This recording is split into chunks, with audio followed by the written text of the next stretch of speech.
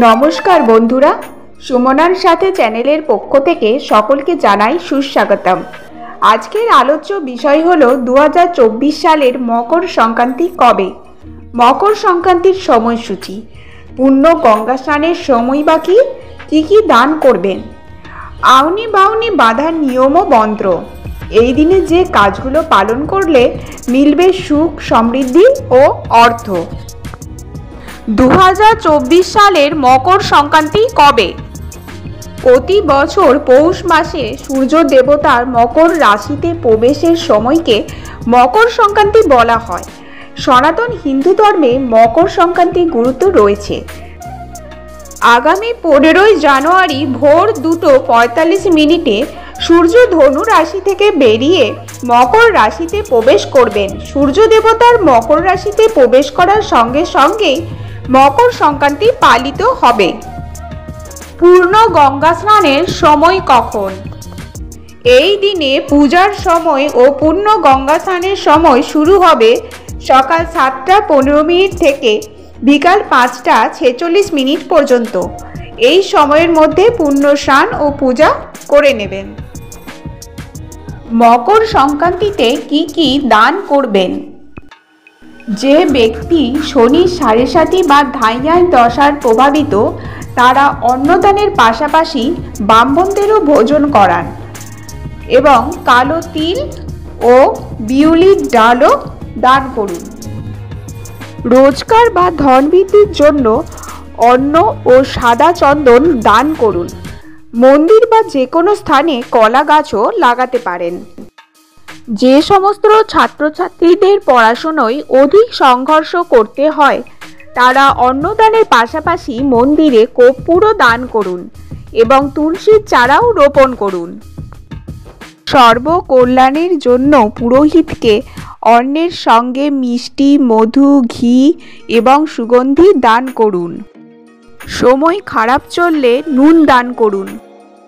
অসহায় দরিদ্র ব্যক্তিদের কম্বল দান করলে রাহুর অশুভ প্রভাব কাটিয়ে ওঠা যায়। মকর সংক্রান্তির দিনে তিল বা তিলের তৈরি সামগ্রী দানের ফলে পুণ্য লাভ করা যায়। এছাড়া এদিনে তিল দিয়ে বিষ্ণু, সূর্য, শনিরও পূজা করা হয়। আউনি বাউনি বাঁধার নিয়ম ও মন্ত্র। পৌষ সংক্রান্তির উৎসব মূলত বাঙালির ঘরে শস্যকে উদযাপন করার সমারোহ। পাকা ধান ঘরে তোলা উপলক্ষে এই সময় একটি বিশেষ রীতি পালিত হয়। পৌষ সংক্রান্তির দিন বা তার আগের রাতে 2 থেকে 3টে ধানের শীষ নিয়ে তার বিনুনি বাঁধা হয়। শহরের বুকে কেউ কেউ খড় দিয়েও বিনুনি বাঁধেন। এরপর তা আসবাব এবং বাকি অংশে বেঁধে দেওয়ার রীতি দেখা যায়। বাঁধার সময় বাজানো হয় শাক আর ছড়া কাটা হতো আউনি বাউনি কোথাও না যাও, 3 দিন ঘরে বসে পিঠে পুলি খাও। মকর সংক্রান্তিতে কি কাজ করলে সুখ, শান্তি, সমৃদ্ধি পাওয়া যায়? মকর সংক্রান্তির দিনে তুলসী গাছ, তামা, বিয়ের সামগ্রী, ঝাঁটা বাড়িতে আনা খুবই শুভ, এতে ব্যবসায় লাভ বাড়ে। মকর সংক্রান্তির দিন আম কাঠ বাড়িতে পোড়ান। কালো তিল তাতে দিন। গায়ত্রী মন্ত্র 108 বার জপ করুন। এটা করলে আপনার ঘরে সুখ শান্তি বজায় থাকবে। বাড়িতে কেউ বড় রোগে আক্রান্ত থাকলে তা থেকে মুক্তি পাবে। কালো তিল মিশিয়ে স্নান করুন। এটা করলে শনিদেব খুব খুশি হয়, তার সঙ্গে সূর্যদেবও খুশি হয়, আর্থিক সংকট দূর হয়।